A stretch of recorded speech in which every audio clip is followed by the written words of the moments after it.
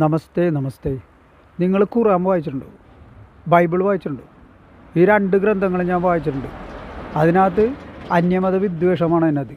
വിഗ്രഹാരാധകരെ ഏറ്റവും അധികം വെറുക്കുന്നവനാണ് ഞാൻ എന്നാണ് ക്രിസ്തുമതം പറയുന്നത്, യഹോവ പറയുന്നത്. വിഗ്രഹാരാധന ഞാൻ ഏറ്റവും അധികം വെറുക്കുന്ന സംഗതിയാണ് എന്നാണ് പറയുന്നത്. അപ്പോൾ ഇതൊക്കെ വായിക്കുമ്പോൾ ക്രിസ്ത്യാനികളുടെ മനസ്സിൽ എന്തായിരിക്കും? ഇന്നാളൊരുത്തൻ നമ്മുടെ നാട്ടിൽ വിഗ്രഹാരാധകരായ ഹിന്ദുവിൻ്റെ നാട്ടിലിരുന്നുകൊണ്ട് ഹിന്ദുവിൻ്റെ വിഗ്രഹം കാലുകൊണ്ട് ചവിട്ടി പൊളിക്കുന്നത് വീഡിയോ എടുത്ത് യൂട്യൂബിലിടണം. ഒന്ന് ആലോചിച്ച് നോക്കാം അവൻ്റെ ഒരു അഹങ്കാരം. അതിൻ്റെ കാരണം അവൻ ബൈബിൾ വായിക്കണോണ്ടാണ്. ബൈബിളിൽ വിഗ്രഹാരാധന വെറുക്കുന്ന ദൈവസങ്കല്പമാണ് ബൈബിളിലുള്ളത്. ഖുറാനിലും അത് തന്നെയുള്ളത്.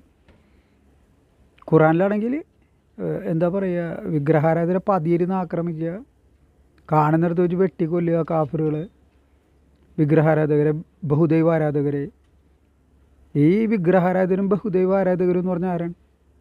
നിങ്ങളാണ്, നമ്മളാണ്, ഹിന്ദുക്കളാണ് ഈ ലോകത്തിലെ ഏറ്റവും വലിയ വിഗ്രഹാരാധകരും ബഹുദൈവ ആരാധകരും. അപ്പോൾ അവരെ വെട്ടിക്കൊല്ലുക എന്ന് പറയുന്ന എഴുതി വച്ചിരിക്കുന്ന പുസ്തകം ഈ ഭാരതത്തിലുടനീളം സർക്കാരിൻ്റെ ചിലവോടുകൂടി പഠിപ്പിക്കണേ.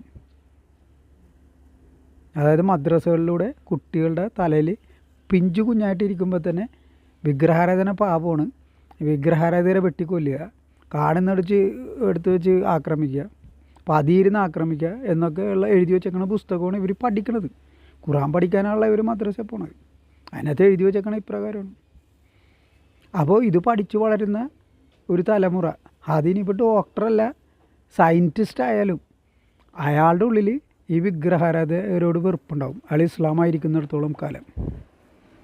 കാരണം ഇസ്ലാം പ്രൊമോട്ട് ചെയ്യുന്നതാണ്, വെറുപ്പാണ്. അപ്പോൾ ഒരു വശത്തുകൂടി അത് പഠിപ്പിക്കാനായിട്ടുള്ള സകല സഹായവും സർക്കാർ ചെയ്യും. ഭാരതമൊട്ടുക്ക് അങ്ങോളം ഇങ്ങോളം മദ്രസകൾ പണിത് കൊടുക്കും, ഉസ്താദുകൾക്ക് ശമ്പളം കൊടുക്കും. അത് ഏറ്റവും കൂടുതൽ ചെയ്യണ കേരളത്തിലാണ്. മനസ്സിലായോ? ഈ ബൈബിളും ഖുറാനും ഒന്നും അറിയാത്ത ആൾക്കാരാണ് നമ്മുടെ ഈ സോക്കോൾഡ് നവോത്ഥാന നായകന്മാർ. മതമേതായാലും മനുഷ്യൻ നന്നായാൽ മതി എന്നൊക്കെ പറഞ്ഞാൽ. കാരണം അവർ ഈ പുസ്തകം വായിച്ചിട്ടില്ല.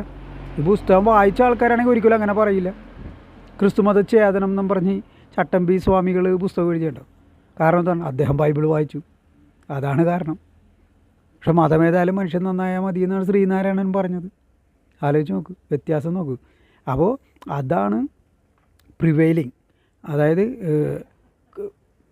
എല്ലാ മതങ്ങളും ഒന്നാണ്, നന്മയാണ് പഠിപ്പിക്കുന്നതെന്നാണ് ഹിന്ദുവിൻ്റെ വിചാരം. അത് തെറ്റാണ്. ആ ഒരു തെറ്റിദ്ധാരണ മാറാതെ ഇവിടെ ഒരു മാറ്റം ഉണ്ടാവില്ല.